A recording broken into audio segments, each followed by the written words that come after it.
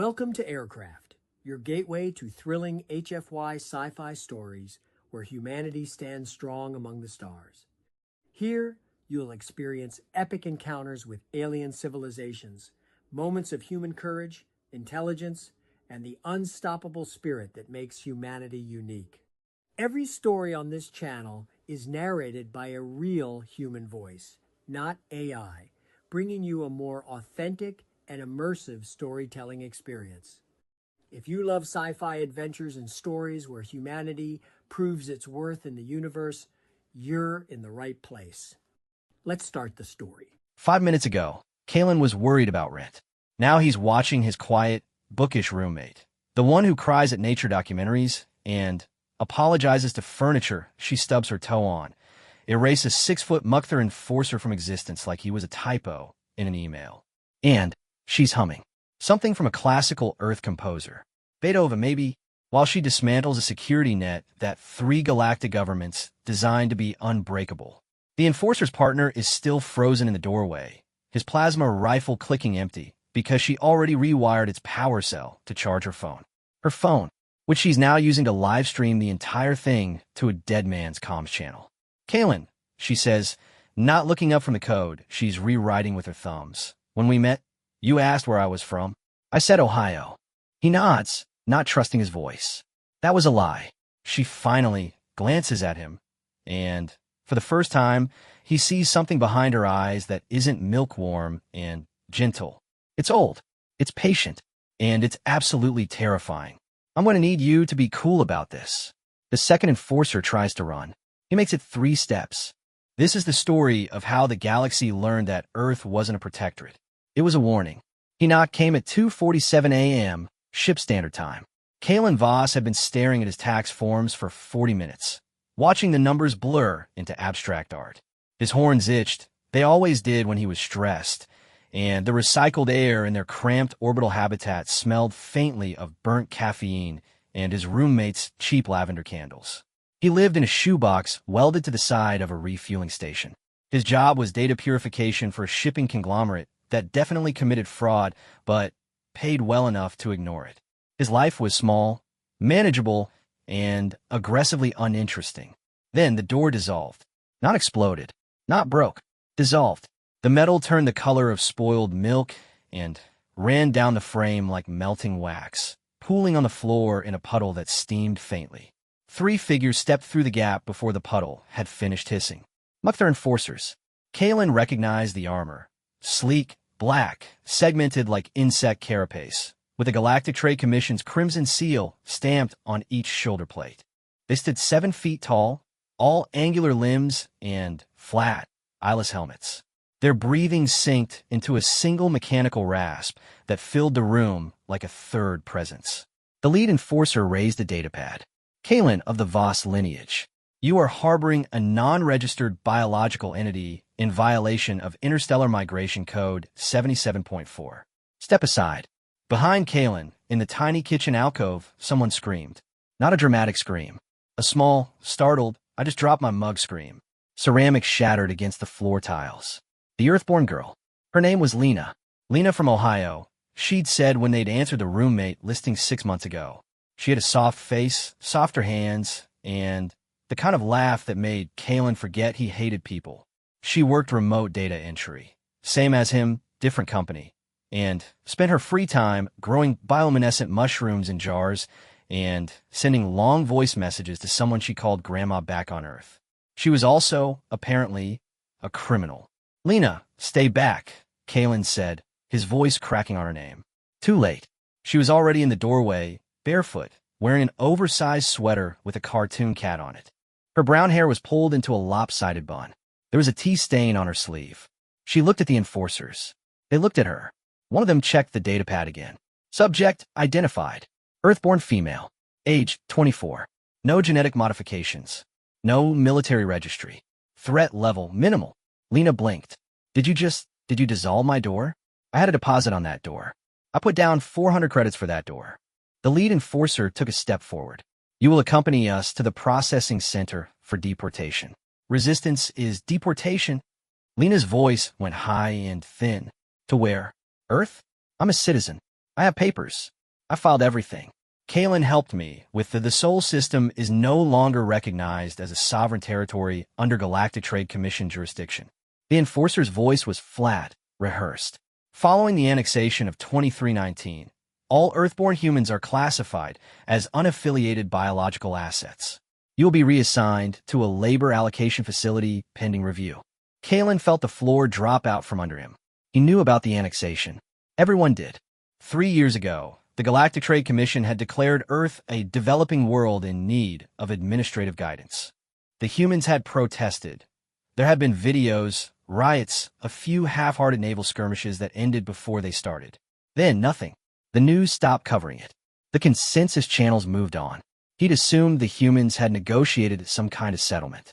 He'd assumed wrong. Labor allocation facility, Lena repeated. She wasn't screaming anymore. That was worse. Her voice had gone very quiet, very still. You mean slavery? You're here to take me to slavery. Biological asset reallocation is not. You melted my door, and now you're going to tell me it's not slavery? She laughed. It was a strange sound, too sharp, too bright, completely out of place. Okay. Kalen, honey, step back. Kalen didn't move. His legs had turned to water. The lead enforcer reached for Lena's arm. She moved. That was the only way to describe it. She moved. One moment she was standing in the doorway, soft and sleepy and harmless. The next, her hand was wrapped around the enforcer's wrist, and the enforcer's wrist was bent at an angle that didn't exist in Mukthar anatomy. The enforcer screamed, a wet, guttural sound that Kalen would hear in his nightmares for years. Lena twisted. There was a crack like breaking ice. The enforcer dropped to his knees, his armor doing nothing because she hadn't hit the armor. She'd hit the joints, the gaps, the places where biology and technology failed to meet. The second enforcer raised his weapon. Lena threw the first enforcer's severed hand at him. It hit the second enforcer's helmet, a wet slap, and in that half-second of confusion, Lena crossed the room. Kalen saw her foot connect with the enforcer's knee, heard the joint reverse with a sound like wet wood snapping. The enforcer went down, his plasma rifle clattering across the floor. The third enforcer was already backing away, reaching for his belt. Lena picked up the fallen plasma rifle. She looked at it for exactly 2 seconds. Her fingers traced the casing, found the power cell release, popped it out. She studied the cell's crystalline surface, then looked at the enforcer who'd been reaching for his own weapon. Don't, she said. He didn't.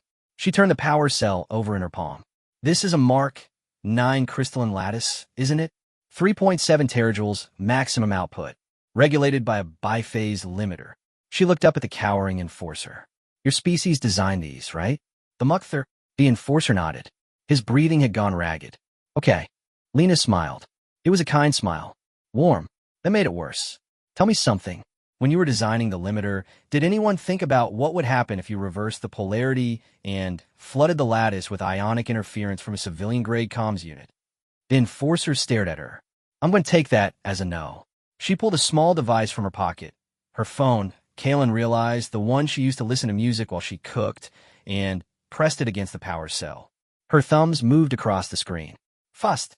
Certain. The light in the room changed. It was subtle at first. A flicker. Then the overhead panels dimmed, and the shadows stretched, and the air filled with a low hum that resonated in Kalen's chest. The enforcer's armor lights flickered and went dark. His comms unit spat static.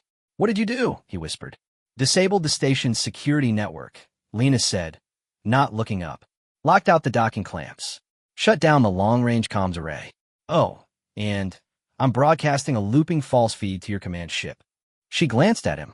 They think you're still doing a standard sweep. No flags. No alerts. Just a nice, quiet, routine inspection. The enforcer tried to stand. His knee wouldn't hold him. He collapsed back against the wall, leaving a smear of dark blood on the cheap polymer. You're human, he said, like it was an accusation, like it was a curse. Yeah. Lena set the rifle down gently, like it deserved respect. We get that a lot. Kalen finally found his voice. Lena, what the hell? She turned to face him. For a moment, just a moment, her mask slipped. He saw exhaustion there. Old exhaustion. The kind that came from hiding for a very long time. I told you I was from Ohio, she said quietly. I didn't say Ohio was all I was. The first enforcer was still on the ground, clutching his wrist. His breathing had gone shallow. Shock, maybe. Or blood loss. Kalen didn't know if Mukther physiology worked that way. Lena crouched beside him. Her voice softened. Hey, look at me. He looked. You're going to be okay. The wrist will regenerate. Your species has decent healing factors, right? 6, 7 months, you'll be fine. She reached into her pocket and pulled out a small injector. Painkiller. Standard civilian grade. She pressed it against his neck. There. That'll take the edge off. What? The enforcer's voice cracked. Why help me? I came to because you were following orders. She stood up, brushing off her knees. Because someone told you humans were harmless, and you believed them. Because you didn't know. She looked at the other 2 enforcers, the one with the shattered knee, the one who hadn't even tried to fight. None of you knew. The third enforcer, the one who'd backed away, spoke for the first time. Knew what? Lena walked to the melted remains of the door. She stood there for a moment, staring out at the station's main corridor. Empty. Quiet. The false feed was working.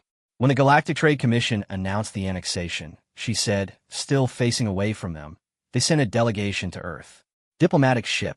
15 envoys. Full security detail. She turned around. The delegation landed in a field outside a town called Norwich, in a country called England. Do you know what happened to them?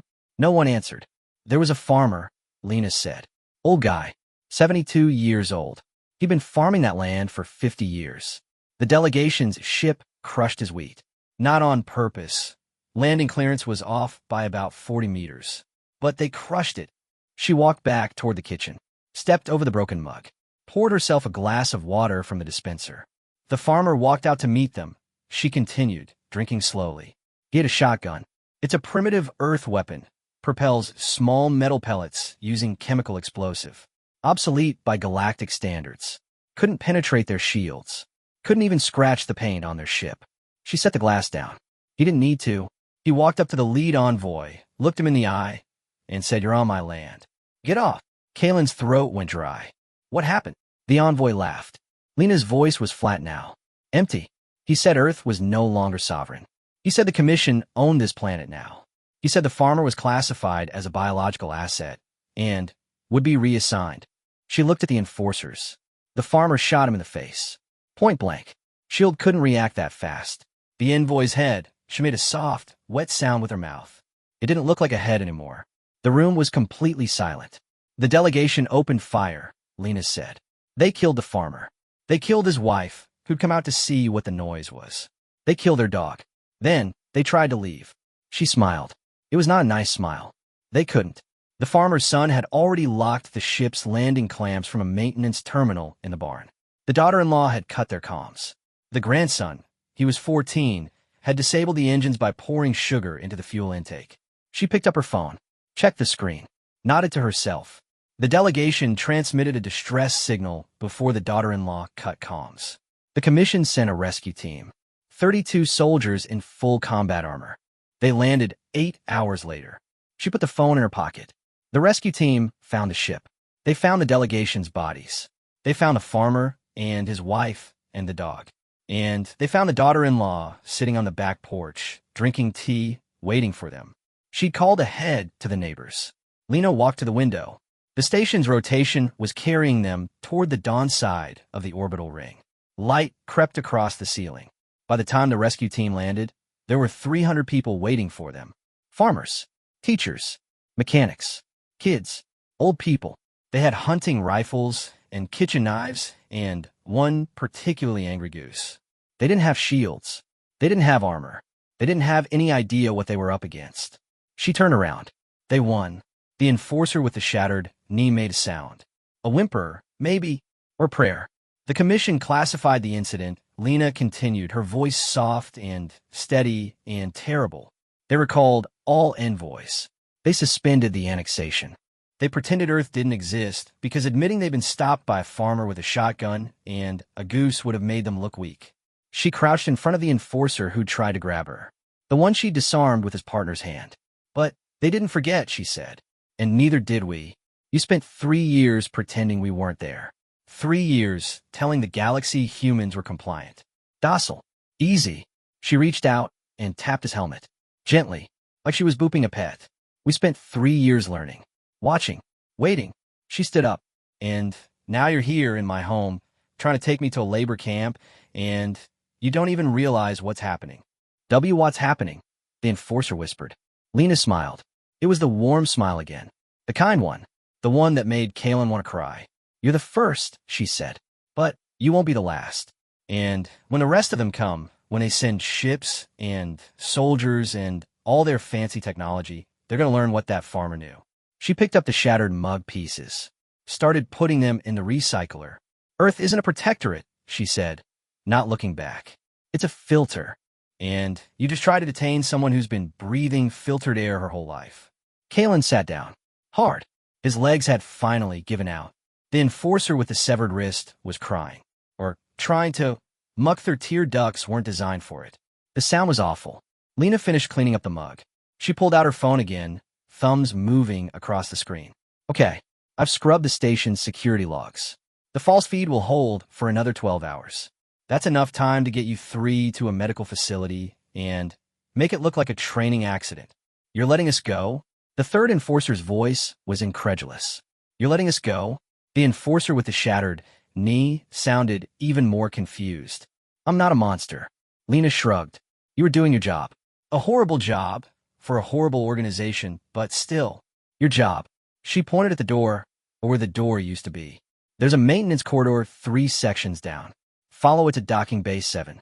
There's a medevac shuttle waiting. I filed a false emergency report under your commander's credentials.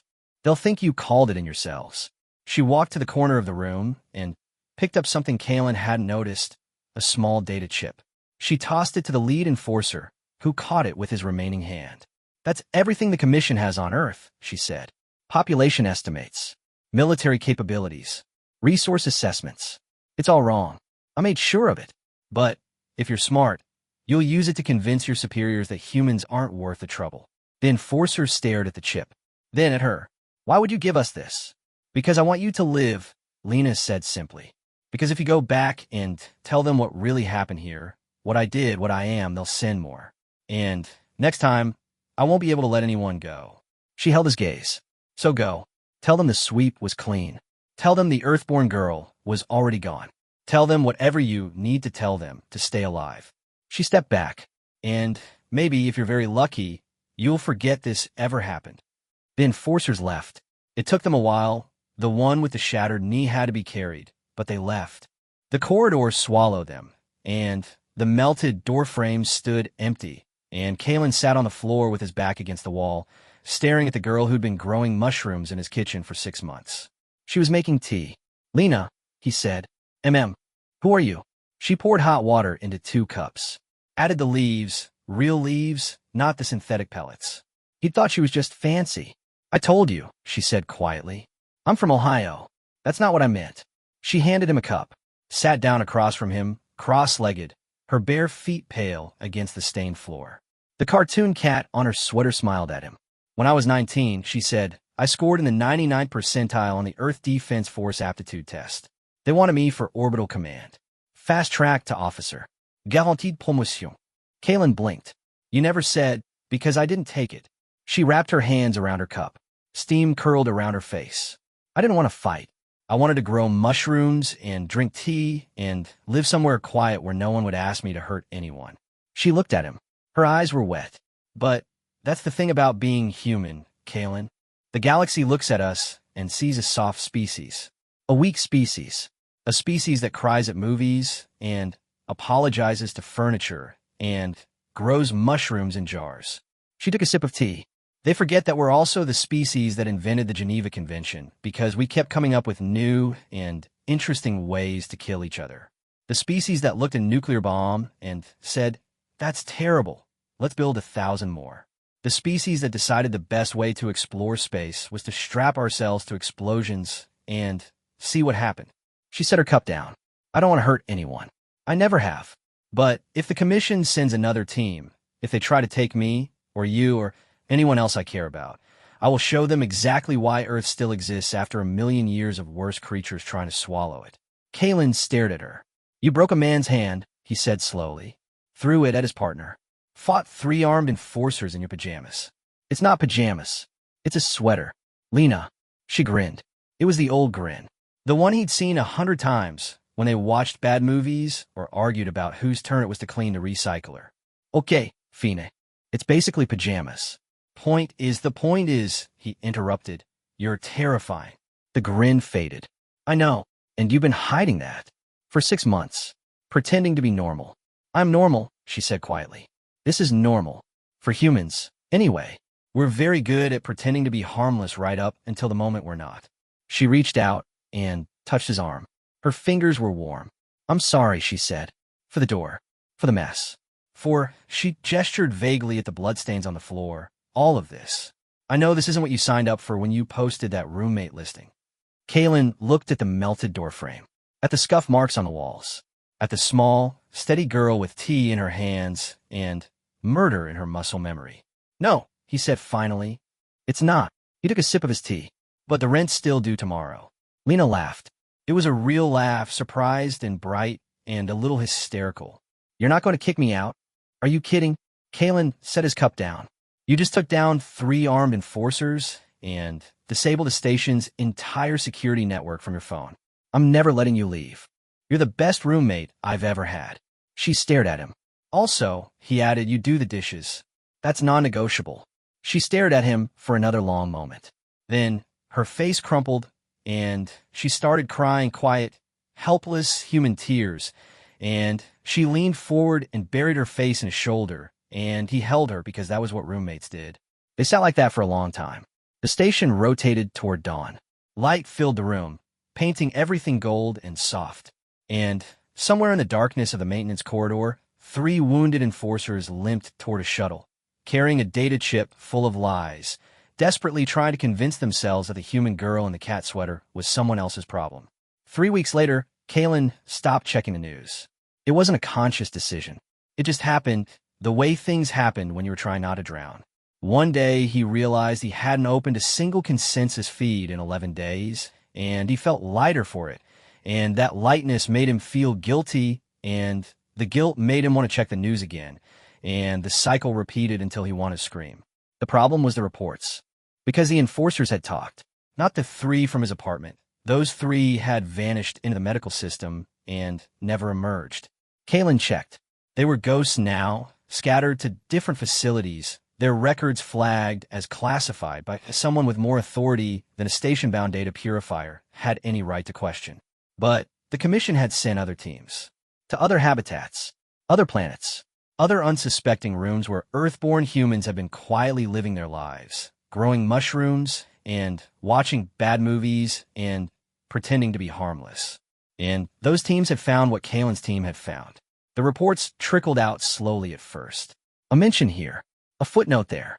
Then the trickle became a stream, and the stream became a flood, and suddenly the entire galaxy was asking the same question.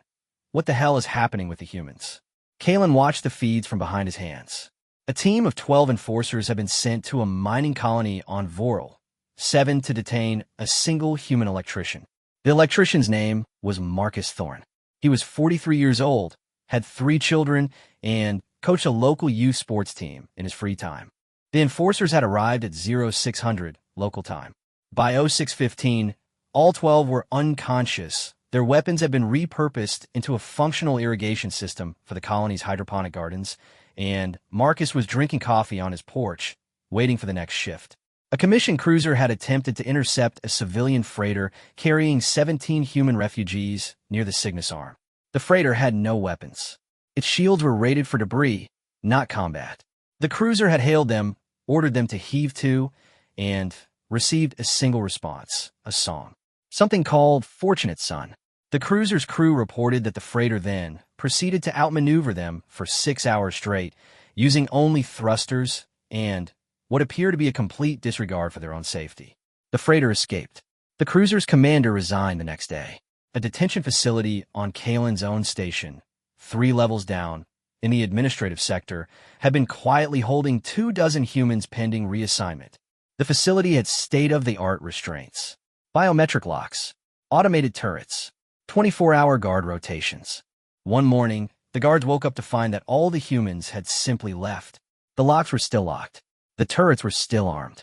The guard's own log showed no one entering or exiting, and yet the cells were empty, and on each cot, someone had folded the blankets into the shape of a middle finger. The feeds called it the human question. The commission called it a logistical anomaly. Kalen called it Tuesday. He's here again. Lena's voice came from the kitchen.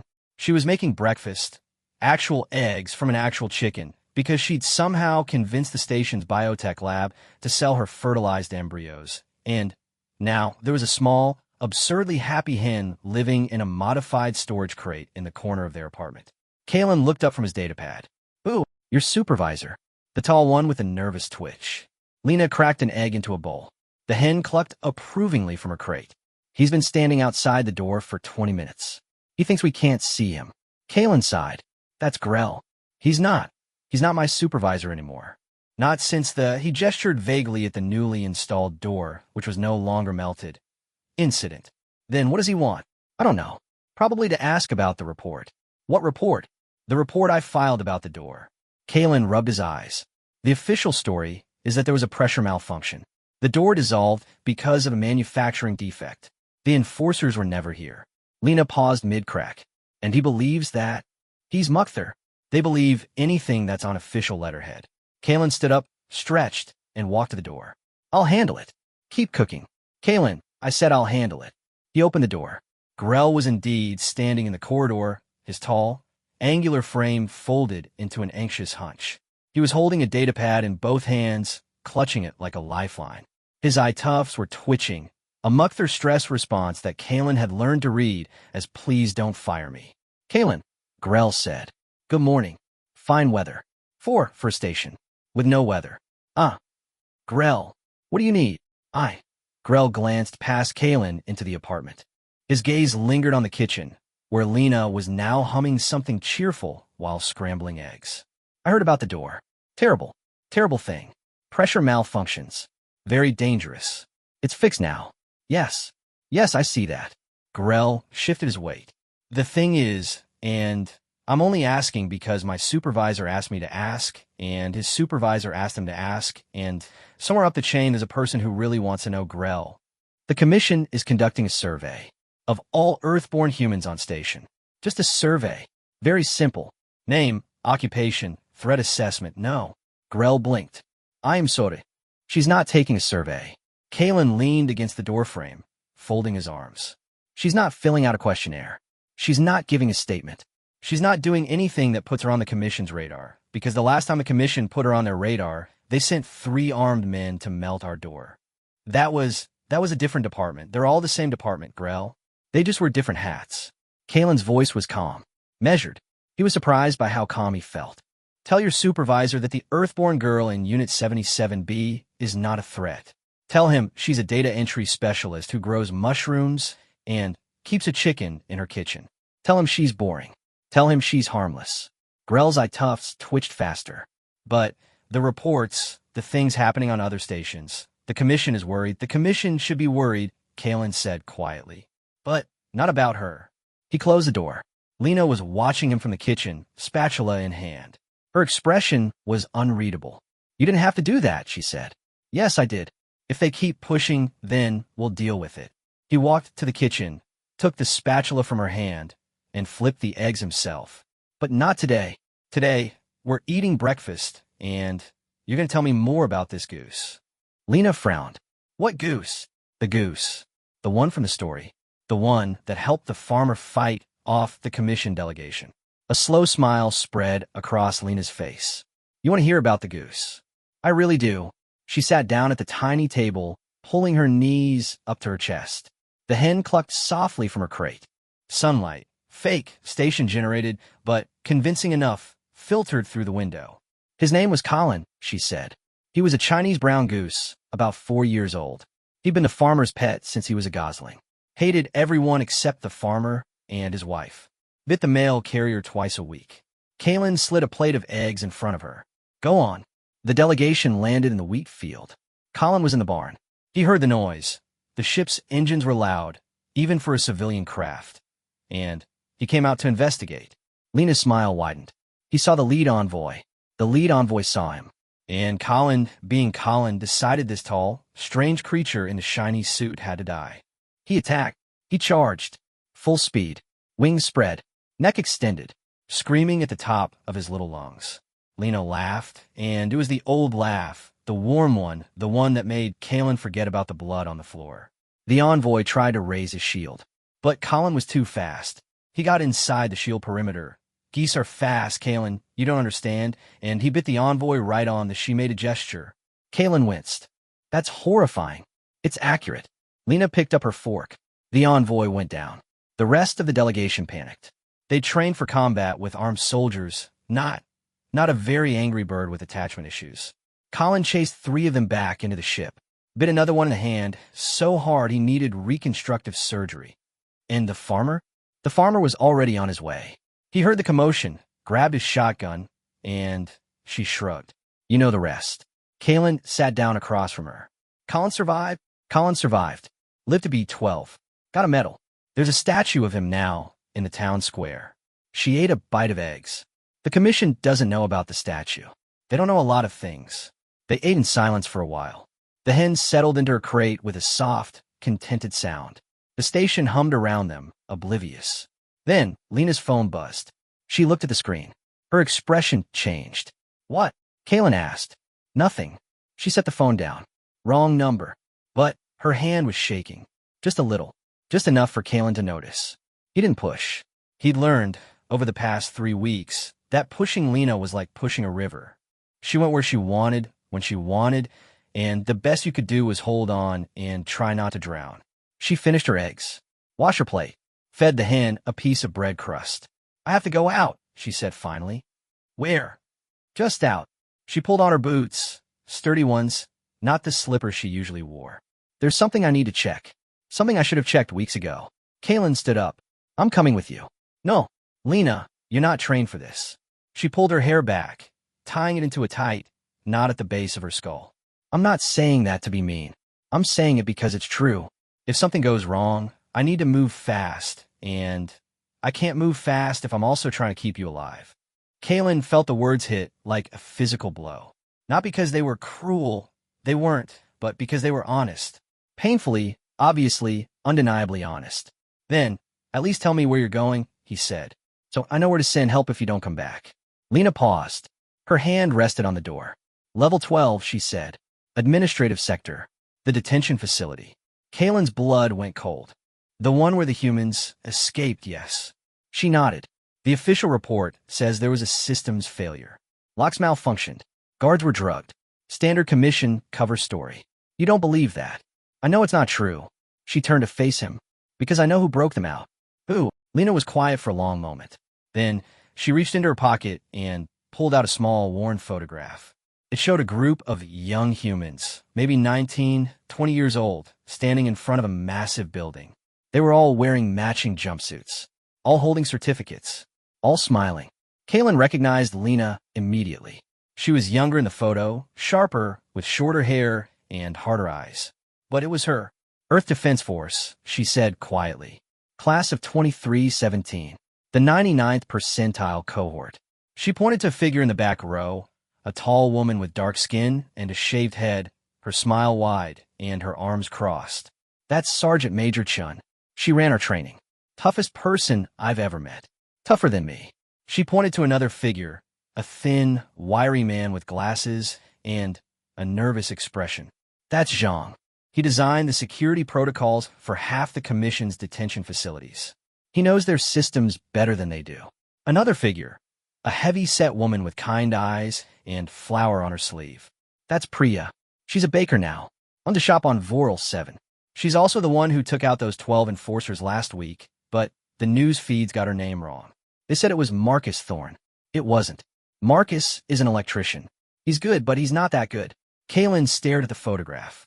These are your people. These are my classmates. Lena tucked the photo back into her pocket. We trained together for 3 years. We learned how to fight, how to hide, how to survive. And then we graduated, and most of us walked away, went back to our lives. Tried to be normal. She touched the door. But the commission never stopped. They kept rounding us up, kept putting us in facilities, kept treating us like assets instead of people. Her voice hardened. So my classmates started pushing back. Not loud, not obvious, just nudging. A little here, a little there, making sure the right people escaped at the right time. And the breakout on level 12? Wasn't me. Lena shook her head. I've been here, with you, growing mushrooms and watching bad movies. But someone did it, and whoever they are, they used techniques I taught them. Techniques Jean designed. Techniques that were supposed to be retired. She opened the door. I need to find out who's operating in my backyard. And I need to find out why. Lena. Kaylin stood in the doorway, blocking her path. If you go down there, and the commission finds out, they won't. How can you be sure? She looked at him. Really looked. Her eyes were soft again, warm again, the eyes of the girl who'd answered his roommate listing 6 months ago. Because I trained for this, she said quietly. Because I spent 3 years learning how to be invisible, and 6 months learning how to be normal. And right now, I need to be invisible again. She reached up and touched his cheek. I'll be back before dinner. Keep the eggs warm. And then she was gone, and the door was closing, and Kaylin was standing alone in the apartment, listening to the hen cluck and the station hum and the sound of his own heart beating too fast. He looked at the photograph, still visible on the table where she'd set it down. 99th percentile. He picked up his data pad and started searching. Level 12 was cold. Not temperature cold. Life support cold. The kind of cold that came from too much sterilization and not enough soul. The corridors were white and gray and silent, and every sound Lena made echoed off the walls like a warning. She'd been here before. Not this station, not this facility, but places like it. Detention centers had a sameness to them. The same recycled air, the same humming lights, the same smell of fear and desperation soaked into the walls no matter how many times they scrubbed. She moved fast, quiet. Her boots made no sound on the polished floor because she'd modified the soles 3 days after moving into Kaylin's apartment, just in case. Just in case. She told herself she was being paranoid. Told herself the commission wouldn't come. Told herself she could be normal. She'd been wrong. The detention facility's main entrance was sealed. Official-looking tape across the door, warning lights flashing. Lena ignored it. She'd already disabled the security cameras from her phone 3 minutes ago. The tape was just for show. She pressed her palm against the door's lock plate. A soft click. The door slid open. Inside, the facility was a mess. Chairs overturned. Consoles sparking. The walls were covered in symbols. Not graffiti, but something deliberate. Precise. Lena recognized them immediately. EDF tactical markers. Escape route. Safe zone. Enemy neutralized. She followed the markers deeper into the facility, past empty cells and abandoned guard posts. The air grew colder. The lights flickered, and then she found the body. It was a commission officer, Mukthar, male, mid-ranking. He was slumped against the wall, his throat marked with a thin, precise cut. Not a struggle, not a fight. Someone had walked up to him, drawn a blade across his neck, and kept walking. Lena crouched beside him, examined the wound. Clean. Professional. No hositashchen. Military, she thought. Not civilian. Not one of mine. She stood up and kept moving. The control room was at the end of the corridor. The door was open. Inside, the facility's main console was still active, displaying security footage from the night of the breakout. Lena watched the footage. Watched the humans in their cells, sleeping peacefully. Watched the doors open, one by one, without anyone touching the controls. Watched the humans wake up, look around, and simply walk out. No panique. No confusion. Just quiet, orderly evacuation. They knew it was coming, she realized. Someone told them. She zoomed in on the footage. Checked the timestamps. Cross-referenced them with the station's log. The breakout had happened at 0347. The same time Lena had been in her apartment, asleep, dreaming of mushrooms and bad movies. But someone had been here. Someone had accessed the facility's systems, overridden the locks, and guided 24 humans to safety without leaving a single trace. Someone very, very good. Lena's phone buzzed. She looked at the screen. Kaylin. The door just dissolved again, her blood turned to ice. Kaylin. Not the front door. The back door. The one in the kitchen, Kaylin. Someone's here, Kaylin. Lena, where are you? She was already running. The apartment looked wrong. Kaylin stood in the kitchen doorway, staring at the back door, the one that led to the maintenance corridor, the one no one ever used, and watched it finish dissolving. The metal ran down the frame in silver tears, pooling on the floor in a puddle that hissed and smoked. No one came through. Just the door. Just the melting. And then, from somewhere behind him, a voice. "Nice hen." Kalen spun around. A woman was sitting at the kitchen table. She hadn't been there a moment ago. He would have noticed. She was impossible not to notice. Tall, dark skin, shaved head, wearing a simple gray jumpsuit with no markings.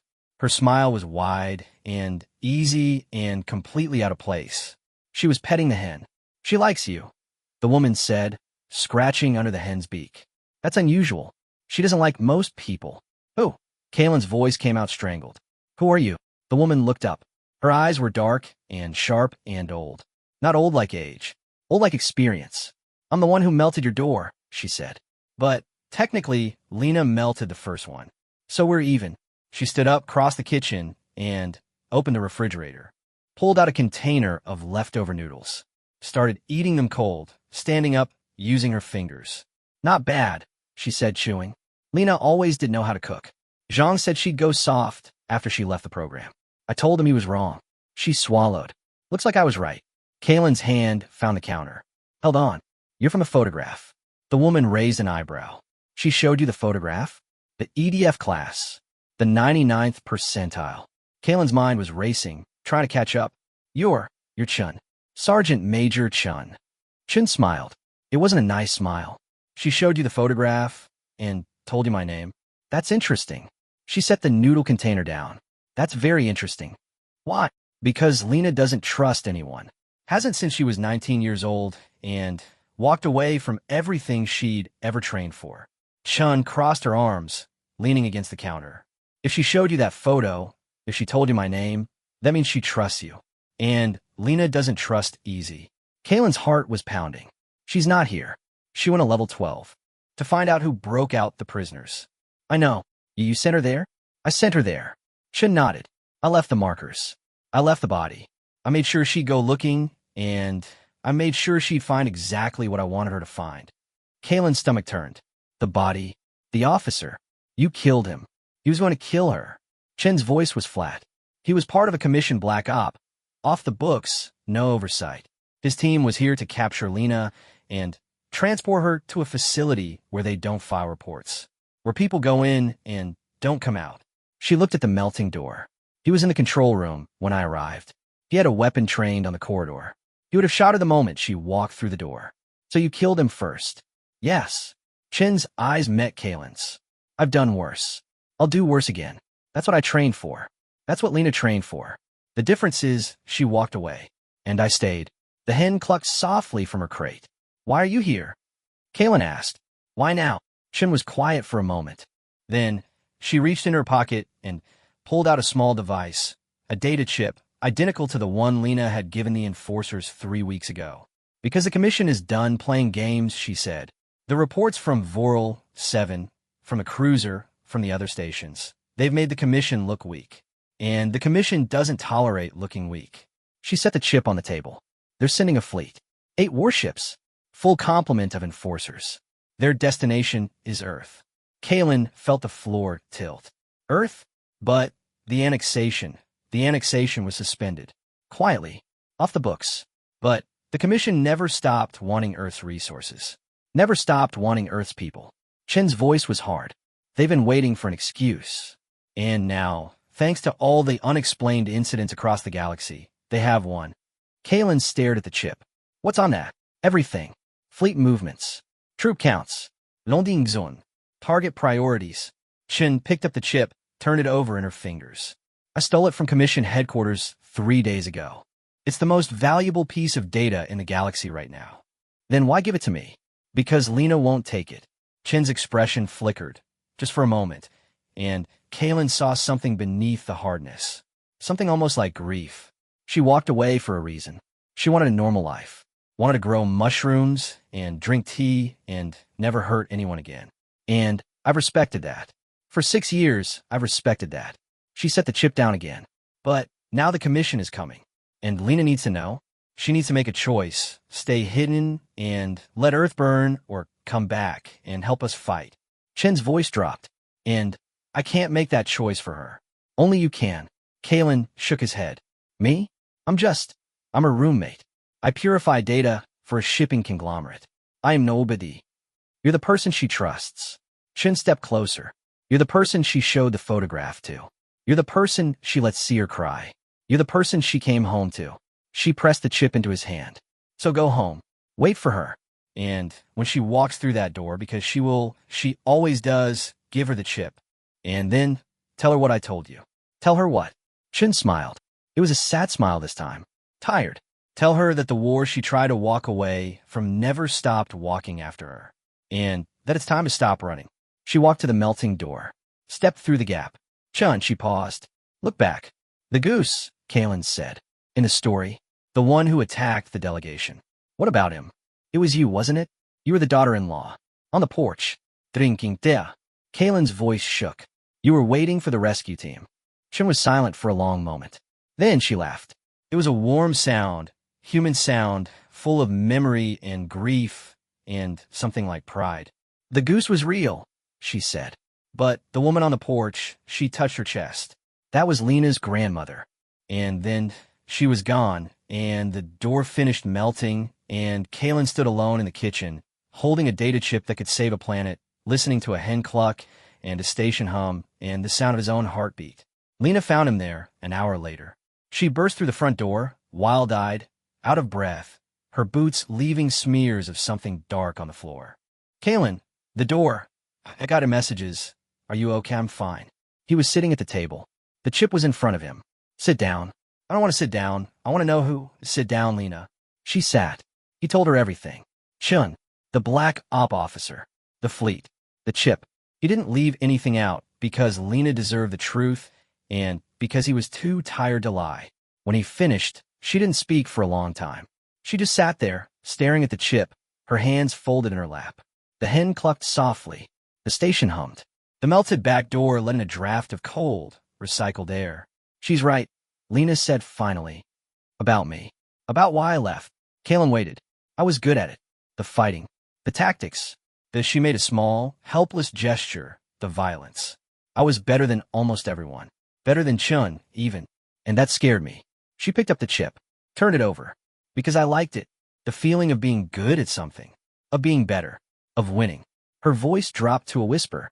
I looked at myself one day after a training exercise and I didn't recognize the person in the mirror.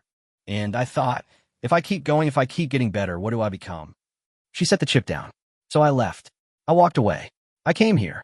I grew mushrooms and drank tea and tried to forget that I'd ever been anything other than normal. She looked at Kalen. And then the commission came. And I fought them. And I was good at it. And I liked it. Her eyes were wet. I'm still that person, Kalen. The one in the mirror. I never stopped being her. I put her in a box. Tucked her away. Pretended she didn't exist.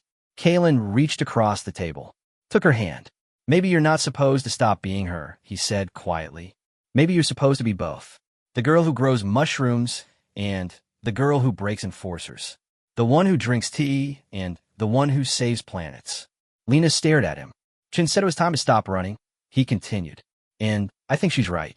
But I don't think she meant you should run toward the fight. I think she meant you should stop running from yourself. He squeezed her hand. You're not just a soldier, Lena. You're not just a roommate. You're a person. And people are complicated. They can be soft and hard at the same time. They can love peace and still be willing to fight for it. Lena was crying now. Quiet tears sliding down her cheeks. I don't want to go back, she whispered. I don't want to be that person again. Then don't. Kalen let go of her hand. Stay here. Stay with me. Keep growing mushrooms and making tea and annoying the neighbors with your classical music.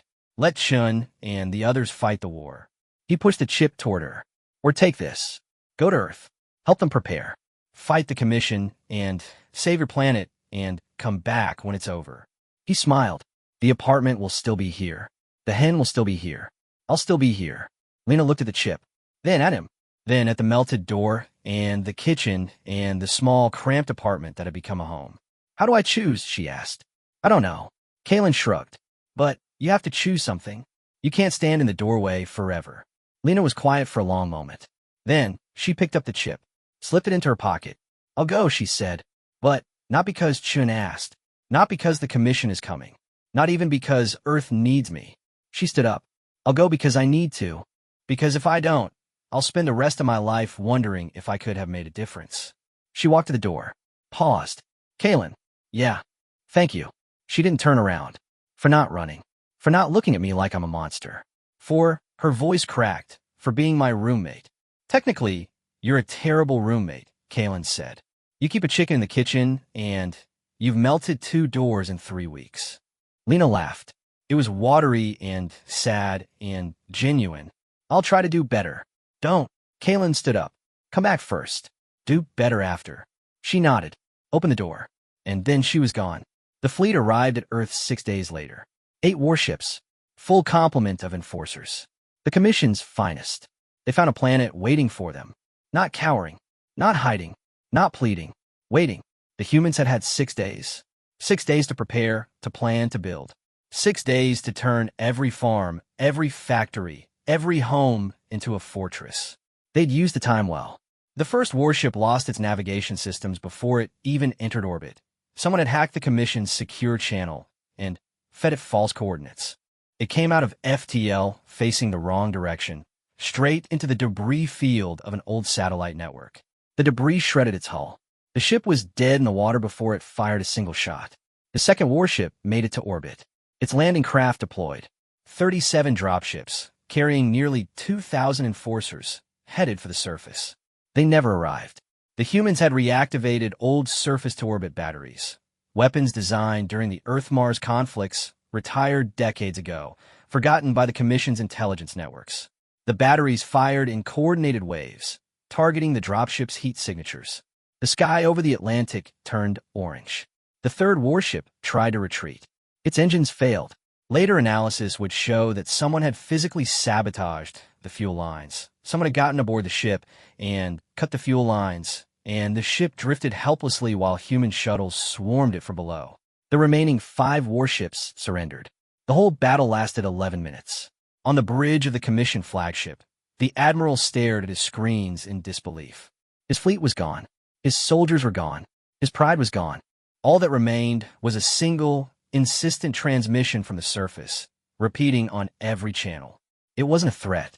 It wasn't a demand. It wasn't even a warning. It was a song. Something called Fortunate Son. And in a small apartment on a refueling station at the edge of the galaxy, Kalen Voss watched the news feeds and smiled. The hen clucked beside him, content and warm. His phone buzzed. Lena, told you about the goose, he laughed. It was a good laugh. The kind that came from somewhere deep. Kalen, what now? 3 dots appeared. Disappeared. Appeared again. Lena, now I come home. I promised I'd do better, Lena. Also, I'm out of tea, Lena. And the chicken misses me, Kalen. The chicken is fine. She's been watching bad movies with me, Lena. Which one's Kalen? All of them, Kalen. She didn't like the one with the goose, Lena. No one likes that one, Kalen.